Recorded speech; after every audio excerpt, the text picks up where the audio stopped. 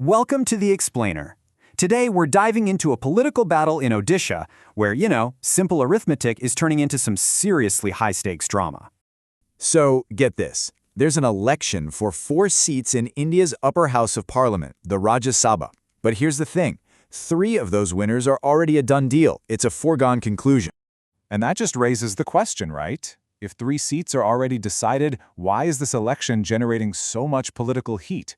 What is all the fuss about? Well, let's get into it. The entire political focus, all of it, is on that final 4th seat. And it's become this incredibly complex chess match between the state's biggest political forces. Okay, so to really understand the battle, you have to understand the rules. And what's so interesting here is how the voting system itself is what creates all this drama. The election uses a system called the single transferable vote. But, forget the complex formulas. Just think of it as a magic number a candidate absolutely has to hit to win. And for this election, that magic number is 30. Any candidate who gets 30 first preference votes from the state's legislators, the MLAs, wins a seat. Simple as that. So here's the layout of the 147-member assembly. The ruling BJP alliance has a really strong position with 82 MLAs. Meanwhile, the opposition parties, well, they've got their own significant numbers to play with. So the crucial point is how the big parties use their votes. The BJP, they can easily elect 2 members, and the BJD, they elect 1. All of them hit that magic number of 30, and just like that, 3 seats are gone.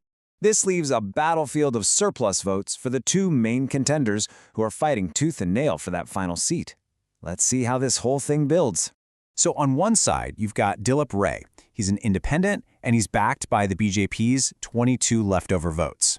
And on the other side, you have Dr. Deteswar Hota, who's backed by a combined opposition that, at least on paper, has 33 votes.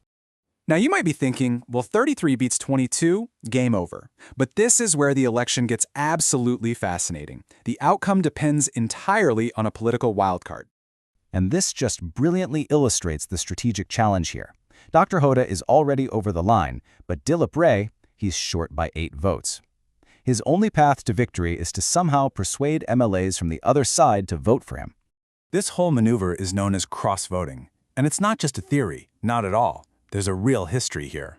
In fact, Dilip Ray himself won an election in this exact same way back in 2002. It just goes to show you that party lines can, and absolutely do, blur.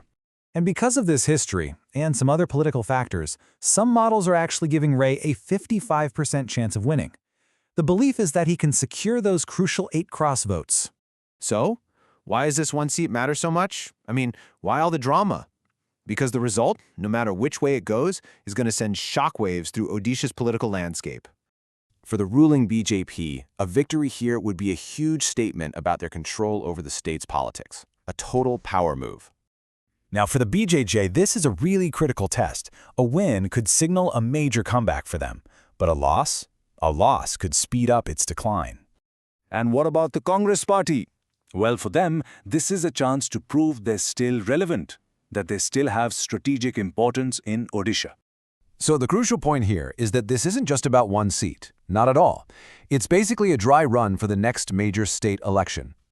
Which really leaves us with one final thought. When the votes are finally cast, what's going to matter more to these legislators? Sticking with their party or making a choice they believe is best for their own political future?